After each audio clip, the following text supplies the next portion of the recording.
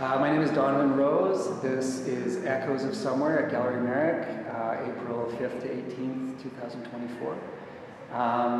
So this show came together as I started working from some photographs, as I do.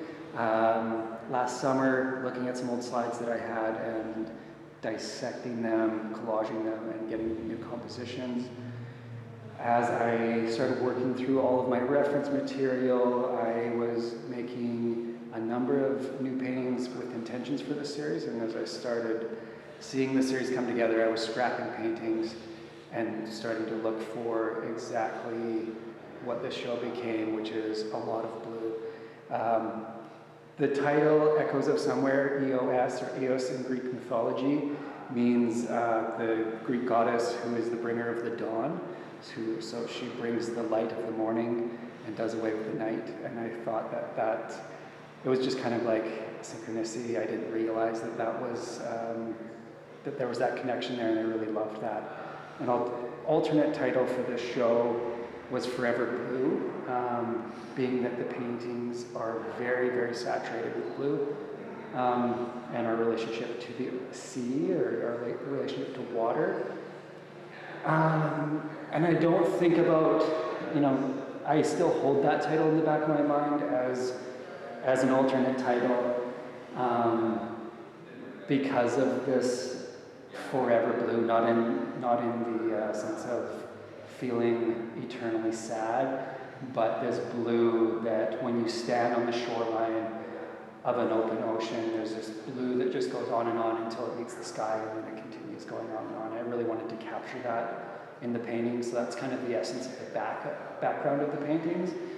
When you get into the figures of these works, you realize that it's really a lot more about body language. It's about the way that we see and interact with other people.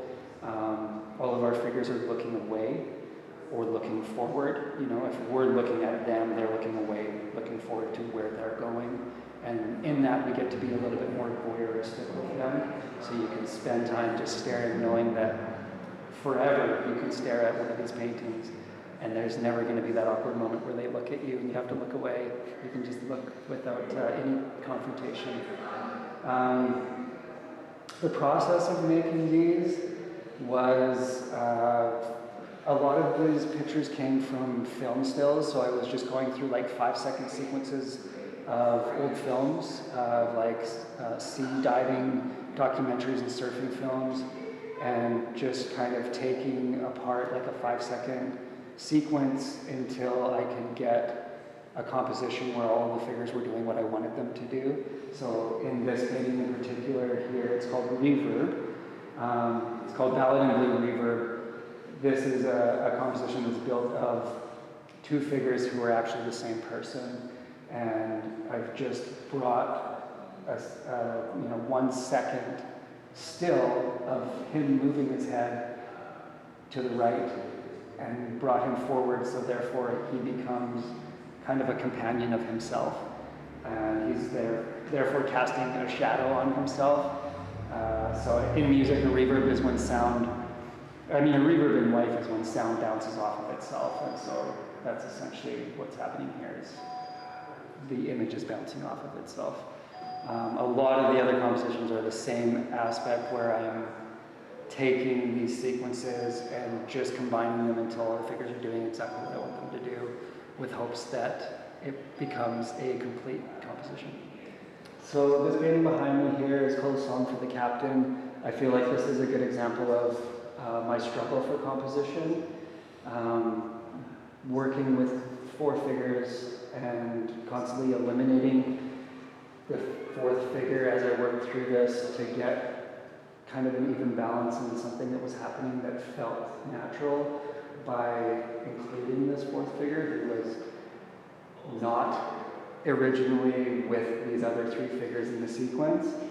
A big part of this series has been learning about how I like to build compositions, or how I can, not necessarily like to, but how I can build compositions. A lot of my work in the past has been single figure work, or just very central to one figure, where this work, I'm studying a little bit more about how a number of figures can work independently inside of a composition as opposed to it being focused on one person.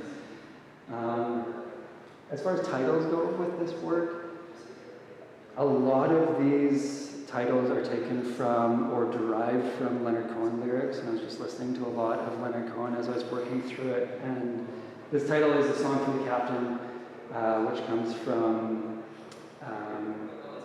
I can't remember the title of the song, but he says, I sing this for the captain whose ship has not been built. And it just makes me think of these sailors who were originating this composition on a boat, and I've taken that away and put them on a dock, so they've just like, their boat's gone. So they're waiting for their captain. It's a song for the captain. This painting here is called The Raven and the Dove, which is also an old Leonard Cohen poem. I'm not sure if it was ever made into a song, but it just felt really fitting with the kind of dark and light of their clothing, and then this relationship between them. Obviously, the poem references the original story of the flood and the raven and the dove going out looking for land, and I just kind of felt like these humans can fulfill those. It's like I don't know what the opposite of personification is, but I'm giving these humans those animals jobs essentially of being out on the open sea looking for the next piece of land.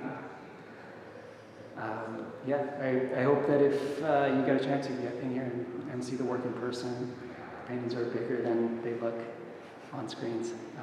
But thank you.